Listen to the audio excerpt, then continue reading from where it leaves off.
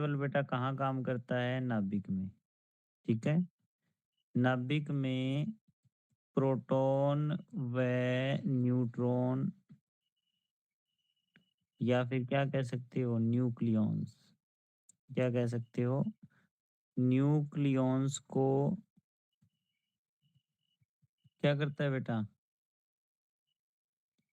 Nucleons को बांधे रखता है बेटा। कौन है? नाभिकीय बल, जो नाभिक में ही काम करता है बेटा, ठीक है? इसकी जो रेंज होती है बेटा, ये बहुत इंपॉर्टेंट है। इसकी जो परास है ना, परास, वो बहुत इंपॉर्टेंट है।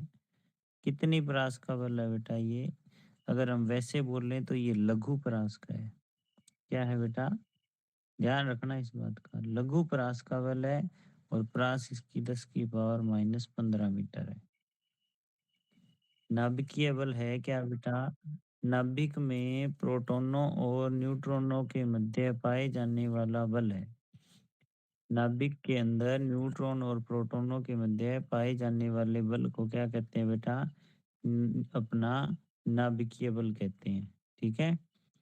और इसकी जो परास है बेटा, वो लघु परास होती है। कैसी परास होती है? लघु परास। और इसकी परास अगर मैथमेटिकली देखें तो इसकी परास है 10 की पावर माइनस 15 मीटर कोटि की होती है, ठीक है? अब हम कुछ एक और गुण इसके बारे में धीरे धीरे अध्ययन कर रहे हैं। तो एक और इम्पोर्टेंट बात है इसकी बेटा, इसकी प्रकृति हमेशा ही कैसी होती है? आकर्षण की होती है। हमेशा ही क्या होती है बेटा? आकर्षण प्रकृति का ही होता है ये। कभी भी प्रतिकर्षण प्रकृति का नहीं होता। बातें समझ में आ रही है बेटा? एक बात ध्यान रखना बेटा, ये बहुत ही तीव्र बल होता है बेटा। कैसा बल होता है नाभिकीय बल? तीव्र का मतलब बहुत ही प्रबल बल कह सकते हो आप, है ना? स्ट्रॉन्ग होता है। ये तीव्र बल होता है, स्ट्रॉन्ग बल होता है, ठीक है? थोड़ी सी दूरी बदलने पर ये बदल भी जाता है।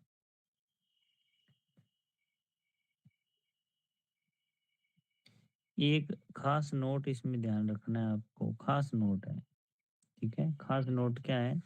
जब अपने ग्राफ बनाते हैं, ग्राफ बनाते हैं किस किस का बेटा? ये ग्राफ बना रहे हैं, इसकी स्थितिज ऊर्जा मान लो या स्थायित्व मान लो, और इधर है बेटा दूरी। इधर तो क्या है? स्थायित्व। और इधर क्या है बेटा? ये है दूरी। ये क्या है? डी, दूरी इधर जा रही है। इसके बीच में, दूरी के बीच में जब बेटा इसका ग्राफ बनाया जाता है, ग्राफ बड़ा ही इम्पोर्टेंट है इसका। ये इस तरह से ग्राफ आपका प्राप्त होता है।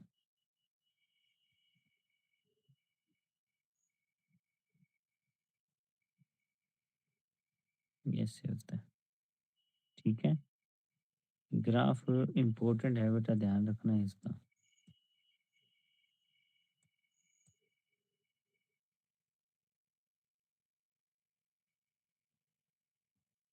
ठीक है? ये इस तरह का ग्राफ हमें प्राप्त होता है। और इसके अंदर खास बात क्या है बेटा, कि यहाँ पर जो सबसे प्रबल इसके अंदर प्रतिकर्षण होता है ना, वो 0.8 फर्मी के लगभग होता है। 0.8 फर्मी के यहाँ पर मैक्सिमम बल होता है, जो कि आकर्षण प्रकृति का होता है। इसके अंदर खास बात जो मैं बताना चाहता था वो था 0.5 फर्मी पर। कितने फर्मी पर बेटा? 0.5 फर्मी पर ये प्रतिकर्षण होता है, ध्यान रखना, बड़ा ही इंपॉर्टेंट है। अब तक हम यही पढ़ रहे हैं कि इसकी प्रकृति। अरे वो स्पीकर बंद कर अपना। स्टेव आकर्षण की प्रकृति होती है, ठीक है? लेकिन ये वाली डिस्टेंस को ध्यान में रखना है, इस डिस्टेंस पर इसकी प्रकृति क्या होती है? प्रतिकर्षण की होती है। ये ग्राफ इंपॉर्टेंट है बेटा, स्थायित्व कह लो, स्थितिज ऊर्जा कह लो, इसके बीच और ये दूरी के बीच का क्या है? ग्राफ है। ये नेगेटिव पार्ट का मतलब क्या है? कि ये आकर्षण है। कैसा है ये? आकर्षण है। और इस पॉजिटिव पार्ट का मतलब क्या है, यहाँ पर ये प्रतिकर्षण है। जब भी बल पॉजिटिव हो जाए ना तो प्रतिकर्षण होता है, और बल नेगेटिव रहे तो आकर्षण। ये इस दूरी पर ये क्या हो रहा है बेटा, प्रतिकर्षण प्रकृति का हो रहा है 0.5 पर। ये जो दूरी है ये 0.5 है यहाँ। इससे पहले ये प्रतिकर्षण है, इसके बाद में ये क्या रहेगा, आकर्षण का रहेगा। और 10 की पावर माइनस 15 मीटर पर ही काम करता है, आपको बताया हुआ है, जैसे इससे ज़्यादा पर ये काम नहीं करता। जैसे ही दूरी 10 की पावर माइनस 15 मीटर से ज़्यादा होगी, वहाँ पर बेटा कूलाम बल काम करने लग जाएगा। ये बल खत्म हो जाएगा मिनटों में। ठीक है? और इसके लिए इम्पोर्टेंट बात क्या है बेटा, ये बल जो है ना आवेश पर निर्भर नहीं करता। आवेश पर निर्भर नहीं करता, ये ध्यान रखना है। अच्छा कैसे?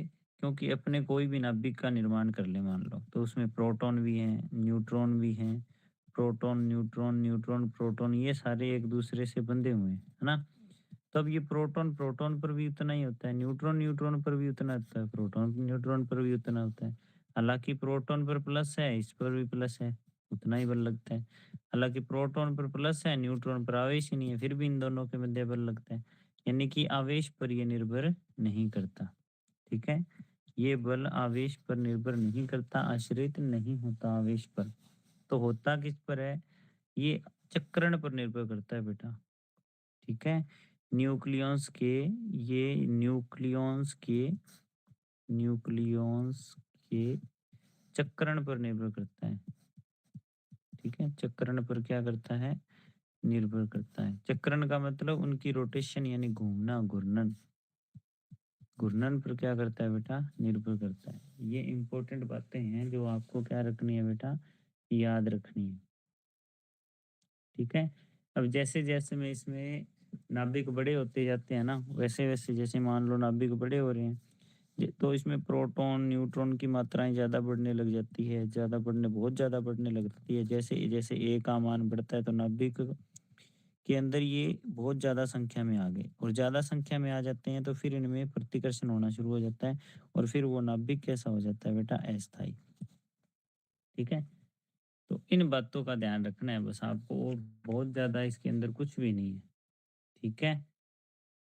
बातें समझ में आ गई बेटा? दोबारा से समझ ले। Yes sir. नाभिकीय बल पर क्वेश्चन आ जाता है, छोटा आता है, बड़ा क्वेश्चन नहीं आता, बस ये ध्यान रखना। नाभिकीय बल पर क्या क्वेश्चन आता है? नाभिकीय बल किसे कहते हैं? तो क्या कहोगे? नाभिक में प्रोटॉन, न्यूट्रॉन या न्यूक्लियॉन्स, नाभिक में न्यूक्लियॉन्स को जो बांधे रखता है, उस ऊर्जा को तो अपनों ने बंधन ऊर्जा कहा था। ठीक है? बल को हम क्या कह देंगे? नाभिकीय बल कह देंगे। यानी नाभिक में प्रोटॉन न्यूट्रॉन के मध्य पाए जाने वाले बल को हम क्या कहते हैं बेटा? नाभिकीय बल कहते हैं। एक लघु परास का बल है, 10 की पावर माइनस 15 मीटर पर काम करता है। हमेशा किस प्रकृति का होता है? आकर्षण की। एक तीव्र बल होता है। कैसा होता है बेटा? तीव्र बल होता है। ग्राफ बना के देखे तो ये वाला ग्राफ इंपॉर्टेंट है, इस तरह से ये क्या जाएगा, इसका ग्राफ जाएगा। 0.5 से अगर ये डिस्टेंस कम होगी बेटा, तो वहाँ पर इसकी प्रकृति कैसी हो जाएगी? प्रतिकर्षण। इधर देखोगे तो ये नेगेटिव पार्ट आ गया, ये 0.5 वाली वैल्यू है। ठीक है? 0.5 पर जाता है, इसकी प्रकृति प्रतिकर्षण हो जाएगी, ऊपर प्लस में चला जाएगा। और नीचे रहेगा 0.5 तक, तो क्या रहेगा? इसकी प्रकृति आकर्षण। ये यहाँ पर आकर्षण है क्योंकि माइनस में है, और ये प्लस में है तो क्या है? प्रतिकर्षण है। इस बात का आपने क्या रखना है? ध्यान रखना है। ये वाली वैल्यू ध्यान रखनी है, यानी इससे पहले आ गया तो आकर्षण, बाद में है तो, अरे सॉरी, बाद में है तो क्या होगा? आकर्षण, पहले है तो प्रतिकर्षण। 0.5 पर भी क्या है? प्रतिकर्षण है, क्योंकि यहाँ पर इसका मान 0 हो गया है। ठीक है? अब 10 की पावर माइनस 15 मीटर से ज़्यादा दूरी पर काम नहीं करता, वहाँ पर कूलम्ब पर काम करता है। आवेश पर निर्भर नहीं करता, क्योंकि proton, neutron, neutron, neutron, proton, neutron, इन सब पर कैसे काम करता है? समान रूप से काम करता है। ठीक है? ये प्रोटॉन, न्यूट्रॉन वगैरह आवेश पर निर्भर नहीं करता। इसके बाद में न्यूक्लियॉन के चक्रण पर निर्भर करता है। किस पर निर्भर करता है बेटा? ये चक्रण पर क्या करता है? निर्भर करता है। इस बात का ध्यान रखेंगे। ये मेन आपके पास बातें हैं। गिन के 5-6 बातें हैं जिनको आपने याद रखनी है। समझ में आ गई? ये तो बहुत ही इंपॉर्टेंट बात है बेटा। कौन सी? चक्रण पर निर्भर करता है, आवेश पर निर्भर नहीं करता। दूरी कितनी 10⁻15 से कम दूरी पर काम करेगा, ज़्यादा पर काम नहीं करेगा। पॉइंट 5 के बाद में आकर्षण, पॉइंट 5 से पहले प्रतिकर्षण। तीव्र बल है, आकर्षण प्रकृति है, लघु परास है, न्यूक्लियस को बांधे रखता है। अब तो याद हो गया। कोई किसी को समस्या है तो बताए बेटा। ठीक है। ए का मान जैसे जैसे ज़्यादा बढ़ता जाएगा, न्यूट्रॉन की संख्या बढ़ती जाएगी, तो फिर प्रतिकर्षण बढ़ने लग जाता है बेटा। जैसे ही प्रतिकर्षण बढ़ेगा तो वो नाभिक कैसा हो जाएगा, अस्थायी नाभिक बन जाएगा। ठीक है। चलो जी, अब आगे बढ़ते हैं बेटा इस बल के लिए। एक बात इम्पोर्टेंट है, ध्यान रखनी है बेटा। ये बल जो है वो अपनों ने कूलाम बल पढ़ा था ना, याद हो आपको? उसमें एक लाइन लिखी थी, ये केंद्रीय बल था। कूलाम बल कैसा था बेटा? केंद्रीय। केंद्र का मतलब क्या था कि अगर कोई भी दो आवेश लें, जैसे एक बिंदु आवेश ये लिया, एक ये लिया, तो इन पर बल जो है ना वो हमेशा दो केंद्रों को मिलाने वाली रेखा के अनुदिश ही काम करता था, या तो ऐसे या ऐसे, है ना? लेकिन नाभिक में ऐसा बिल्कुल भी नहीं है। नाभिक में क्या है, एक चीज ध्यान रखनी है कि ये केंद्रीय प्रकृति का नहीं है। केंद्रीय प्रकृति का नहीं है, इंपॉर्टेंट बात है, ध्यान रखनी है। जबकि यहाँ कुलाम आ जाए तो वो केंद्रीय प्रकृति का होता है। बात समझ में आ गई? अब इसके अंदर और ज्यादा डीप पूछ ले आपसे, ठीक है? हाँ, संभावना तो है कि यहीं तक रुक जाएगा, लेकिन फिर भी आपको और ज़्यादा डीप पूछ लेना, तो क्या होता है कि इसके अंदर क्या होता है बेटा, प्रोटॉन और न्यूट्रॉन ना आपस में बदलते रहते हैं। प्रोटॉन और न्यूट्रॉन क्या करते रहते हैं? आपस में बदलते रहते हैं, आपस में प्रोटॉन और न्यूट्रॉन का विनिमय चलता रहता है। ठीक है? प्रोटॉन और न्यूट्रॉन का प्रोफेसर, आपस में। हाँ बेटा। वो जोग से निपुण है, देखो। कोई भी हो रे, अपने पढ़ाई पे ध्यान दो। जिसने ग्रुप मेरे में ही पर कोई होगा। शक्कर आ- है। मेरे पर ये शक्कर आ। हाँ, अपने पास टाइम होगा ना तब अपने देख लेंगे, अभी अपने पास टाइम नहीं है, अपने को पढ़ना है। तो ये प्रोटॉन है जैसे, ठीक है? और ये बेटा क्या है, न्यूट्रॉन है। कभी भी प्रोटॉन प्रोटॉन नहीं रहता, हालांकि प्रोटॉन की लाइफ टाइम बहुत ज्यादा है, बहुत सालों तक। ये न्यूट्रॉन का लाइफ टाइम बेटा बहुत कम होता है। अभी मेरे को एग्जैक्ट नहीं याद है, हालांकि आपसे पूछा भी नहीं जाएगा। इसका जो लाइफ टाइम है ना बहुत ही कम होता है, इसका लाइफ टाइम ज्यादा होता है।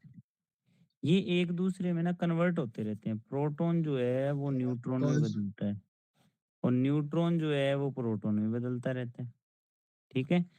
अब इस दौरान इनमें क्या होता है, कुछ कणों का आदान प्रदान होता है। अगर प्रोटॉन न्यूट्रॉन में बदल रहा है ना, तो पाई प्लस निकलता है साथ में। यानी कि प्रोटॉन में पैसे प्रोटॉन, पैसे पाई और पैसे प्लस। ठीक है। प्रोटॉन अगर न्यूट्रॉन में बदलेगा तो पाई प्लस निकलेगा। इसको बोलते हैं बेटा पाई मेसोन। ये कण जो निकला है ना, इसको बोलते हैं मेसोन कण।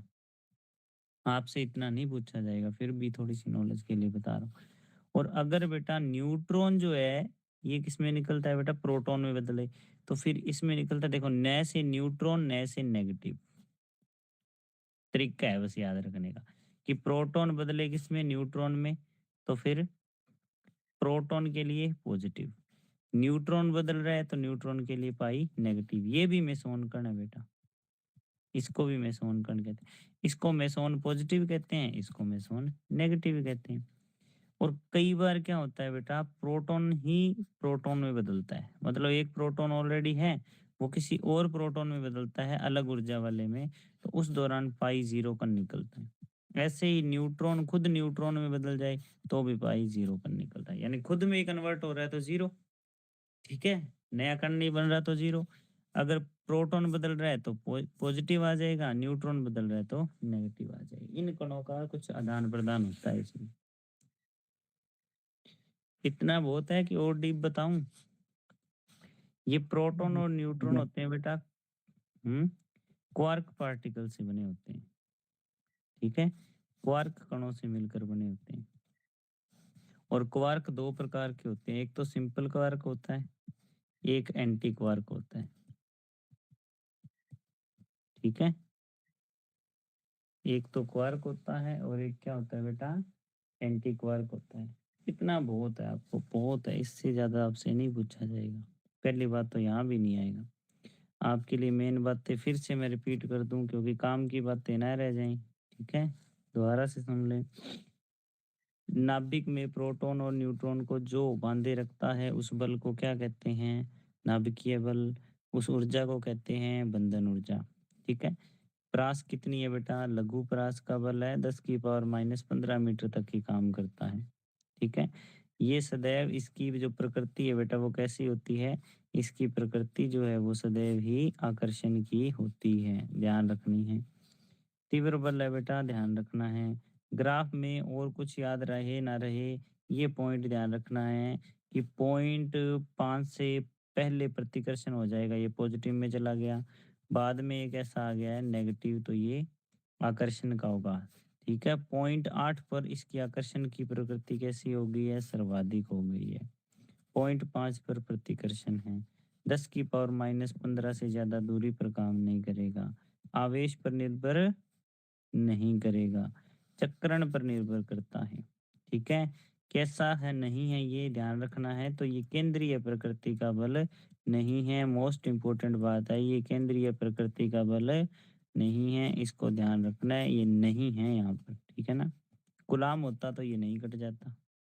इसके बाद में इस प्रकार ये बनता है बेटा, ये जो आपके पार्टिकल हैं, ठीक है, कौन कौन से, प्रोटॉन न्यूट्रॉन में कन्वर्ट होता है, न्यूट्रॉन प्रोटॉन में कन्वर्ट होता है। तो इस तरह से ये प्रोटॉन और न्यूट्रॉन के कन्वर्ट होने से ही बेटा किसका निर्माण होता है, इससे नाभिकीय बल का निर्माण होता है, और नाभिक जो है वो स्थायी भी बना रहता है। तो प्रोटॉन जब न्यूट्रॉन में बदलता रहता है तो पाई पॉजिटिव निकलेगा, न्यूट्रॉन प्रोटॉन में बदलेगा तो पाई नेगेटिव निकलेगा। पाई जीरो कब निकलेगा, जब खुद का ही क्या बने, एक दूसरा कण बन जाए, प्रोटॉन प्रोटॉन, न्यूट्रॉन न्यूट्रॉन में बन जाए।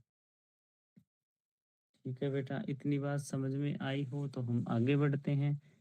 अब आगे अपने पास ये नाभिकीय बल खत्म हो गया है, रेडियो सक्रियता बढ़ते हैं, जिसको हमने स्कूल में भी पढ़ा था, रिपीट कर रहा हूँ, जिन बच्चों को नहीं आता वो ध्यान से समझ ले बेटा। हम पढ़ रहे हैं रेडियो सक्रियता। क्या पढ़ रहे हैं बेटा, रेडियो सक्रियता। अरे कौन सा पेन आ गया, लो जी, सक्रियता को समझ लो। रेडियो सक्रियता ध्यान से समझ लेना बेटा। नवनीत, ओ नवनीत, यस सर। रेडियो सक्रियता को बड़े ध्यान से समझ लेना। एक बार इसका सिर्फ मात्रक ही पूछ लिया था, सक्रियता का मात्रक ही पूछ लिया था। सक्रियता क्या होती है, रेड, एक तो ये बंद करो बेटा, किसका ये ढमढमा चल रहा है। हम्म, तो समझ लेना अब ध्यान से बेटा, अभी मैंने आपको बताया है, ये बेटा माइक बंद कर दो, किसका माइक चल रहा है, कि जो नाभिक है ये नाभिक है। ठीक है। और आपको पता है नाभिक का जो आकार है वो 10 की पावर -15 मीटर कोटि का होता है। नाभिक का आकार कितना है, 10 की पावर -15 मीटर कोटि का है। आवाज गूंज कैसे रही है।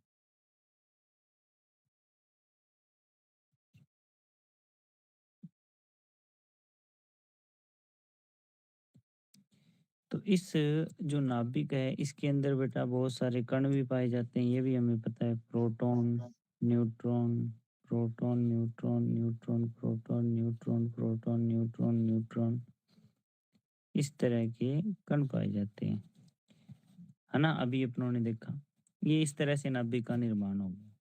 अब क्या होता है बेटा, जैसे जैसे द्रव्यमान संख्या बढ़ती है, क्या बढ़ती है, द्रव्यमान संख्या ए बढ़ती जाती है, तो इसके अंदर और ज्यादा प्रोटॉन और न्यूट्रॉन आने लग जाते हैं। ठीक है। और कई बार क्या होता है, जरूरी नहीं है नाभिक बड़ा ही हो, ध्यान रखना, कई बार इसके अंदर के जो प्रोटॉन है वो ज्यादा किस में कन्वर्ट हो जाते हैं, न्यूट्रॉन में, तो न्यूट्रॉन की संख्या क्या हो जाती है बेटा, ज्यादा हो जाती है। ठीक है। तो कई बार तो द्रव्यमान संख्या बढ़ने से भी न्यूट्रॉन की संख्या बढ़ती है, और कई बार ये प्रोटॉन क्या होने लग जाते हैं, न्यूट्रॉन में ज्यादा कन्वर्ट होने लग जाते हैं, तो नाभिक हो जाता है बेटा क्या, अस्थायी। नाभिक क्या हो जाता है? अस्थायी हो जाता है। और जब ये नाभिक अस्थायी हो जाता है तो अपने में से कुछ किरणों को क्या करता है बेटा? उत्सर्जित करता है। जब इसकी खोज हुई थी ना तब इसको बैकुरल किरणें कहते थे, क्योंकि इसका नाम एक बैकुरल साइंटिस्ट था। ठीक है, उस बैकुरल के नाम पर ही इसका नाम पड़ गया बैकुरल किरणें। तो बाद में धीरे-धीरे जब खोज हुई तो ये पता चला कि इसमें से एक अल्फ़ा, एक बीटा और एक गामा, ये 3 प्रकार के कण निकलते हैं। हालाँकि अल्फ़ा और बीटा तो क्या होते हैं बेटा? कण होते हैं, जबकि गामा क्या होती है बेटा? किरण होती है। बात समझ रहे हो? तो अब ध्यान क्या रखना है, इसकी परिभाषा सिंपल सी, ज़्यादा टफ नहीं बनाना है इसको। आपसे पूछ ले रेडियो सक्रियता है क्या? तो आपने कहना है कि जब कोई अस्थायी नाभिक होता है जिसमें प्रोटॉन और न्यूट्रॉन के मध्य संतुलन नहीं होता, वो नाभिक अस्थायी होता है। और अस्थायी होने के कारण अपने में से स्वतः ही, ये ध्यान रखना, ये वर्ड बहुत इंपॉर्टेंट है, स्वतः। स्वतः का मतलब अपने आप ही, स्पॉन्टेनियस ही क्या होता रहेगा? अल्फा बीटा और गामा कणों का या किरणों का लगातार क्या करता है? उत्सर्जन करता है। इस क्रिया को, इस पूरी प्रोसेस को, प्रक्रिया को रेडियो सक्रियता कहते हैं। पूरी प्रक्रिया को क्या कहते हैं बेटा? रेडियो एक्टिवता या रेडियो सक्रियता कहते हैं। और उस नाभिक को हम क्या बोलते हैं बेटा? Radio active. क्या बोलते हैं? रेडियो एक्टिव नाभिक या रेडियो एक्टिव एलिमेंट। ठीक है, तो ये है हमारा रेडियो एक्टिव एलिमेंट। इसका मात्रक पूछ लिया था, इसका मात्रक होता है बेकुरल। क्या होता है बेटा? बेकुरल इसका क्या होता है? सक्रियता का जो मात्रक है बेटा, वो क्या होता है? बेकुरल होता है, ध्यान रखना। लो भाई साहब, कौन जागा? प्रिंस जागा। प्रिंस के नेटवर्क की दिक्कत ज़्यादा रहती है तो ये प्रिंस पजल रहता है।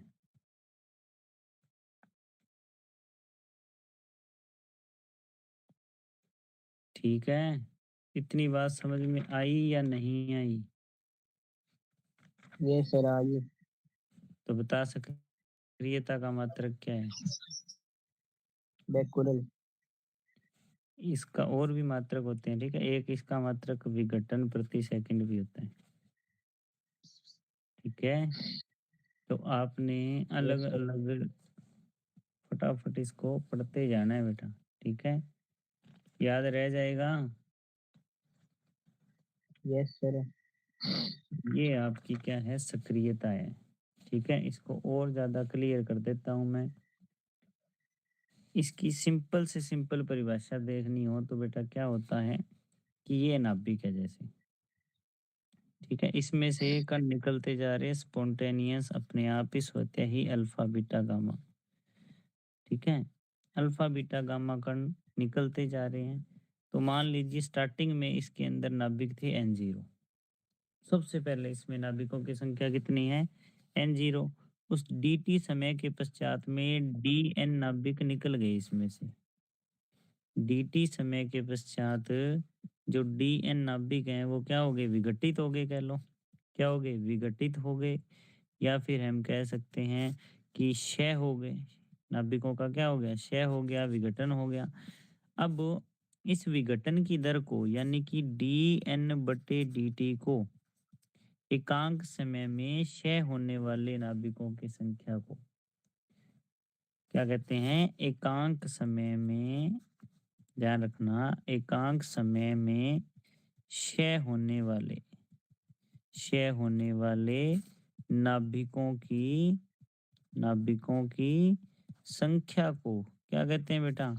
नाभिकों की संख्या को सक्रियता कहते हैं। क्या कहते हैं?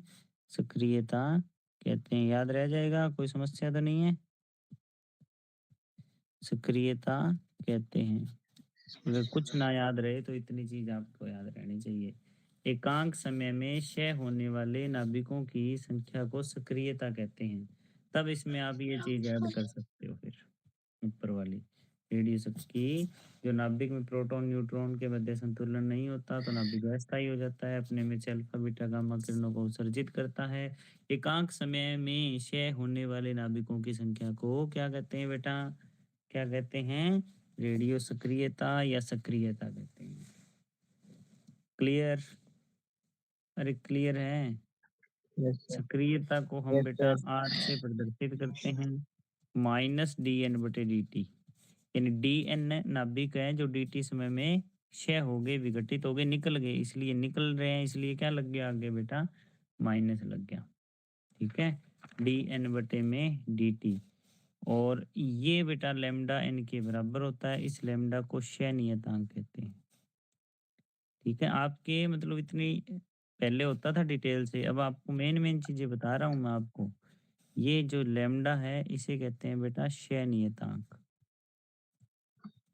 ठीक है, ये लेमडा क्या है? क्षय नियतांक है। मात्रक ध्यान रखना है बेटा, काफी सारे इसके मात्रक हैं। एक नंबर तो क्या हो गया? बेकुरल। दूसरे पर क्या बताया मैंने? विघटन प्रति, अरे विघटन प्रति सेकंड। और भी होता है इसका मात्रक, एक क्यूरी भी इसका मात्रक होता है।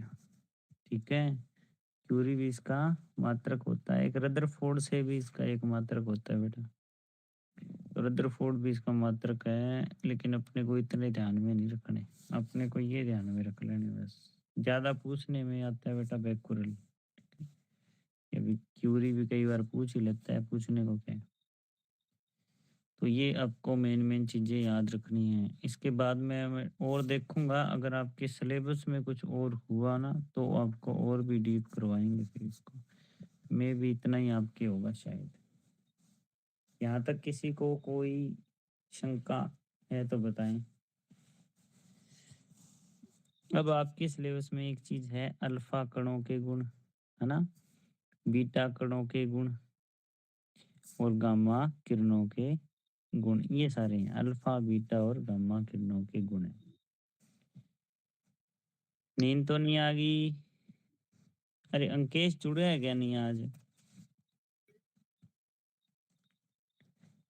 भाग गए आधे तो मेरे को लगता है। प्रिंस के तो नेटवर्क इशू है, बार बार जुड़ जाता है, बंद हो जाता है। रतनलाल के नाम से कौन आया आज ही? विशाल है सर, मैं हूँ विशाल। अच्छा विशाल है क्या? हाँ, पापा के फोन से किया होगा। ठीक है ठीक है। प्रिंस कैसे भाग रहा है बारी बारी? नेटवर्क इशू है। चंद्रदेव नहीं आया फिर क्या? चलो कोई नहीं। अनिरुद्ध, वो सेठ से नहीं जो भी। ओ अनिरुद्ध, हैप्पी बर्थडे भैया। नहीं बोल रहा अनिरुद्ध भाई, ये बर्थडे है, हवा खा रहा है अनिरुद्ध। अब थोड़ी बोलता है ये। चलो बेटा, अब पढ़ रहे हैं अपने अल्फा कण। भाव खाओ। अल्फा कण, तो अल्फा कण क्या होता है बेटा? हीलियम का नाभिक होता है अल्फा कण। क्या होता है बेटा? हीलियम का नाभिक है। हीलियम का नाभिक है। क्या है? हीलियम का नाभिक। कौन? अल्फा कण। नाभिक का मतलब क्या होता है बेटा? ये आपके पास कोई परमाणु है हीलियम, आपको पता है हीलियम में केवल 2 इलेक्ट्रॉन होते हैं। ठीक है, और 2 इसमें क्या होते हैं? प्रोटॉन। और 2 ही क्या होते हैं इसमें? न्यूट्रॉन। ये हीलियम है पूरा परमाणु। ठीक है, अब अगर हम बात करें कि इसमें से इलेक्ट्रॉन को निकाल दें, ये इलेक्ट्रॉन भी चल बार और ये इलेक्ट्रॉन भी चल बार, तो बचा क्या? अकेला हीलियम का नाभिक ही बचा, बाकी सब उड़ गए। और नाभिक पर कौन सा आवेश? धनावेश। तो ये है अल्फा कण। ये अब क्या बन जाएगा बेटा? अल्फा कण बन जाएगा। क्या हो गया तेरे को? अब ध्यान में रखना है कि हीलियम का नाभिक है तो इसके अंदर प्रोटॉन कितने हैं बेटा? 2। न्यूट्रॉन भी कितने हैं? 2। ठीक है, तो कुल मिला के इसका जो द्रव्यमान बनेगा यानी कि इसका द्रव्यमान बनेगा 2 प्रोटॉनों का द्रव्यमान और 2 ही न्यूट्रॉनों का द्रव्यमान। अच्छा इनके आपस में बराबर ही होते हैं द्रव्यमान प्रोटॉन न्यूट्रॉन के लगभग। इसलिए हम कह सकते हैं कि अल्फा कण का जो द्रव्यमान है 4 गुना प्रोटॉन के द्रव्यमान के बराबर होता है ना? और इसी तरह से अगर हम बात करें किसकी, आवेश की, तो इस पर केवल 2 प्रोटॉन है तो 2 प्रोटॉन के बराबर आवेश होता है। ये इस पर आवेश है। तो इससे हमें क्या पता लगेगा, यानी कि जेड तो इसका कितना हो गया बेटा 2, जेड कितना हो गया 2 हो गया, और ए कितना हो गया इसके लिए 4। आप देख ही सकते हो हीलियम का नाभिक है तो 2 कॉमा क्या है 4। अब कोई भी, ले बताओ, प्रिंस के तो पूरा भीमाज बिग ब्रदर। अरे ये भीमाज बिग ब्रदर कौन है? ऐसे करोगे तो मैं समस्या पैदा कर दूंगा तुम्हारे प्रैक्टिकल में। भीमा ये तेरा कौन है बड़ा भाई? सर वो नाम चेंज कर करके आवा है, शौक से नहीं आया पहला। अच्छा, ये बात है क्या? हम्म, ऐसे करेंगे फिर, सबके नंबर सेव करता हूँ पर्सनली और लिंक भेजूंगा पर्सनली। ये तो पर फिर पता लगेगा ये कौन है। हलवा दियो बे। चलो कोई नहीं, जाने दो, मजे ले रहा है वो, उसका ध्यान पढ़ाई में नहीं है, मजे लेने में।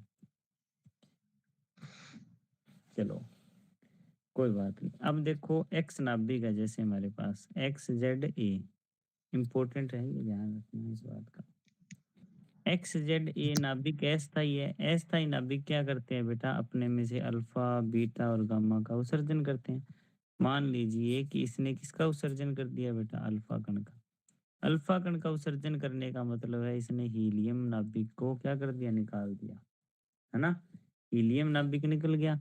अब प्लस में इसके पास बचेगा क्या बेटा, कोई वाई नाभिक। ठीक है, ये जो वाई नाभिक बचा है, अब देखो आप समझ सकते हो, इधर जेड है तो इधर जेड तो हो नहीं सकता क्योंकि 2 तो पहले बार हो गया, तो जेड माइनस क्या हो जाएगा 2, क्या हो जाएगा जेड माइनस 2 हो जाएगा। तो यहाँ लिख देंगे जेड माइनस 2। अब देखो ए था इधर, अब इधर ए नहीं है, 4 क्या हो गया बाहर निकल गया, तो ए माइनस 4 हो जाएगा। तो इसका मतलब जब भी किसी भी नाभिक से, ठीक है, किसी भी नाभिक से किसका उत्सर्जन होगा बेटा, अल्फा कण का उत्सर्जन होगा। अल्फा कण का क्या होगा, उत्सर्जन होगा। तो उसकी जो परमाणु क्रमांक है, यानी कि जेड, परमाणु क्रमांक नए नाभिक का कितना हो जाएगा बेटा, 2 कम। कितना हो जाएगा, 2 कम। और द्रव्यमान संख्या जो है, द्रव्यमान संख्या जो है वो कितनी कम हो जाएगी बेटा, 4 कम हो जाएगी। ये ध्यान रखना है। ठीक है, अब और कुछ गुणों के बारे में सुन लो बेटा अल्फा कण के। जो अल्फा कण है ना बेटा, ये अल्फा कण, इसके लिए 2 क्वालिटी बहुत इंपॉर्टेंट होती है कि ये अल्फा कण, इसकी भेदन क्षमता बहुत कम होती है। भेदन क्षमता क्या होती है बेटा, इसकी बहुत ही कम होती है। और इसकी आयनन क्षमता जो है वो ज़्यादा होती है, वो सर्वाधिक होती है। ये ध्यान रखना है। रह जाएगा ध्यान? समस्या है तो बताओ बेटा। नो सर, नहीं ध्यान रहेगा? रह जाएगा सर ध्यान। चलो, ये हो गया बेटा अल्फा कण के बारे में सारी बातें। क्या क्या बातें हैं आपको ध्यान में रखनी है इनको, कि अल्फा कण जो है बेटा किसका नाभिक है, अल्फा कण हीलियम का क्या है, नाभिक है। अल्फा कण पर आवेश अल्फा कण के अंदर 2 प्रोटॉन हैं, 2 न्यूट्रॉन हैं, ठीक है। और जो अल्फा कण का द्रव्यमान है वो प्रोटॉन का 4 गुना है। आवेश आवेश कितना है बेटा, प्रोटॉन का 2 गुना। ठीक है, जब भी किसी नाभिक से अल्फा कण निकल जाएगा तो परमाणु क्रमांक 2 कम हो जाएगा और द्रव्यमान संख्या 4 कम हो जाएगी। ये ध्यान रखना है। भेदन क्षमता इसकी क्या होती है बेटा, बहुत ही कम। एक पतली पन्नी से रुक जाते हैं और आयनन क्षमता इसकी बहुत ही ज़्यादा होती है। आयनन क्षमता का मतलब क्या है? जैसे मान लीजिए ये कोई गैस से भरे पात्र है ना, यहाँ पे वो गैस भरी हुई है, गैस के ये अणु है। अब इस अल्फा कण को इसमें प्रवेश करवा दें मान लो अपने, तो ये टकराएगा, इनसे टकराकर इनको आयनित कर देगा, प्लस माइनस क्या बना देगा? आयन बना देगा। इसको बोलते हैं क्या? आयनन क्षमता। ठीक है, चलो जी। अब ध्यान रखना है, अल्फा कण की आयनन क्षमता जो है वो ज़्यादा होती है, भेदन क्षमता जो है वो क्या होती है? कम होती है। याद रह जाएगा? Yes sir. चलो, बहुत अच्छी बात है बेटा। अब और बताओ, इसमें कोई इम्पोर्टेंट बात आपने पूछनी हो या कोई डाउट हो? पहले कोई डाउट हो तो इसमें?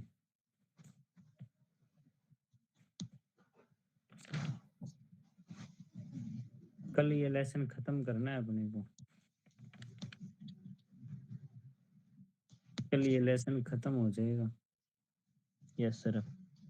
ठीक है, अब इस लेसन को यहाँ तक बहुत अच्छे तरीके से पढ़ना है जाके। ऐसे नहीं है कि मुंह उठाया और सो गए। ये लेसन हो गया, देख लो बहुत। कल ये लेसन समाप्त हो जाएगा। अब आपके 1 से लेकर 7 लेसन तो हैं कंप्लीट। किसी का कोई रहता है तो वो रिवाइज कर देंगे। उसके बाद में 8वां जो है वो है पेंडिंग। ठीक है, 8वां रहता है। इसके बाद में 9वां लेसन हो चुका है। ठीक है, 10वां लेसन रह रहा है, 11वां रह रहा है, 12वां रह रहा है। ये लेसन आपके 3 ये रहते हैं, एक लेसन ये 8वां रहता है। 8वां तो 1 या 2 दिन का ही काम है। मेन लेसन ये 10, 11 और 12 ही है। तो इसलिए रिवीजन स्टार्ट होने वाला है। आप ज़्यादा से ज़्यादा रिवीजन सारा ऑनलाइन ही करेंगे बेटा, ध्यान रखना।